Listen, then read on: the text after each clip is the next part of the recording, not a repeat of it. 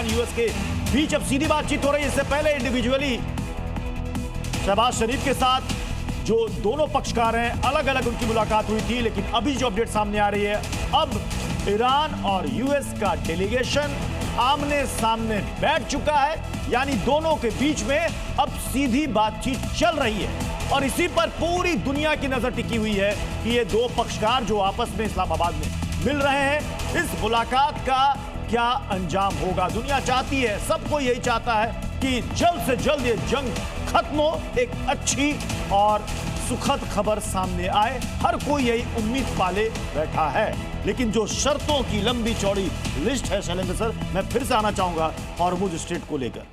इसी को लेकर मतलब पूरी जंग की बिसात बिछी। वो तो रिजीम चेंज करना नहीं कर पाया, लेकिन हॉर्मुज स्ट्रेट पर ईरान का कंट्रोल कल भी था और आज भी है। अमेरिका अगर इस पर राजी हो गया तो दुनिया में उसके लिए सबसे बड़ी जगहसाई होगी। नहीं, मैं तो ये कहूँगा सीधे सीधे ईरान छोड़िए, कोई भी कंट्री का उसके मैरीटाइम जो सी है उसके ऊपर उसका पूरा अधिकार होता है। इंटरनेशनल वाटर के ऊपर आपका नहीं होता है। जो आपकी law of sea treaty article 17 है, जो कि फंडामेंटल राइट देता है सभी कंट्रीज़ को कि ओपन सीज सभी की प्रॉपर्टी है, किसी की अपनी प्रॉपर्टी नहीं है। अपने आप यूनाइटेड नेशन का जो इंटरनेशनल लॉ ऑन मैरीटाइम है 1994 का, वो भी बड़ी क्लियरली स्पेल आउट करता है। 172 कंट्रीज़ ने उसको साइन किया हुआ है। ये एक अलग बात है कि ईरानियन रिप्रेजेंटेटिव बोल देंगे मैंने साइन नहीं किया है। वेल, आपने साइन नहीं किया, कोई बड़ी बात नहीं है। मैं तो कहता हूँ यूएस ने भी साइन नहीं किया है। आप दो के वजह से हॉर्मुज में पूरी दुनिया तकलीफ में आ जाए और आप ये बोले कि नहीं जी हम तो अटके रहेंगे टोल प्लाजा पर। आपका टोल प्लाजा आप दोनों का आपसी मामला है। ये इसका टोल हम क्यों देंगे, ये बिल्कुल जस्टिफाइड बात है। और अगर आपने ऐसे करना शुरू कर दिया और अगर ये बेंचमार्क लग गया तो मुझे बताइए जिब्राल्टर में भी देना पड़ेगा, फिर तो मलक्का वाला खड़ा हो जाएगा, वहां पर भी देना पड़ेगा। वो चाइना बोलेगा मैं तो वियतनाम स्टेट के ऊपर भी लेना चाहता हूँ, बाब अल मंदेब बोलेगा कि मैं लेना चाहता हूँ। ऐसे तो फिर कोई एंड ही नहीं है। आई थिंक मुझे अपने ईरानियन रिप्रेजेंटेटिव को रिक्वेस्ट करनी पड़ेगी।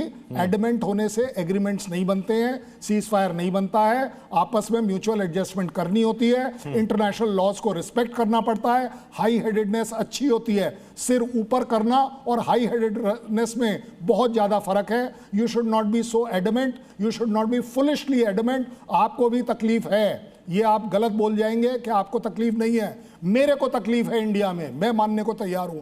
आप दोनों की लड़ाई तकलीफ मैं ले रहा हूं। हॉर्मुज में आप टोल मेरे से लोगे, आप बोलते हो कि आपने उन्होंने यूएस से 3 पार्ट्स में माना नहीं है। जनाब ये बताइए अभी माना किस पर है?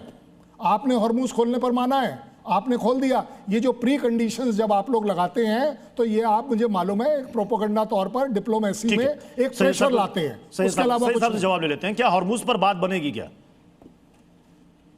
देखिए, सबसे पहली बात तो यह है कि हॉर्मुज के सिलसिले में जब भी बात करें या इस वॉर के सिलसिले में जब भी बात करें और ये बात करें कि इसकी वजह से दुनिया को कितनी प्रॉब्लम हो रही है, हमारे प्यारे देश इंडिया में कितनी प्रॉब्लम हो रही है, इस तरह की जब आप बात करते हैं ना और उसमें ईरान पे सारा आके ठीकरा फोड़ देते हैं, ये नाइंसाफी है।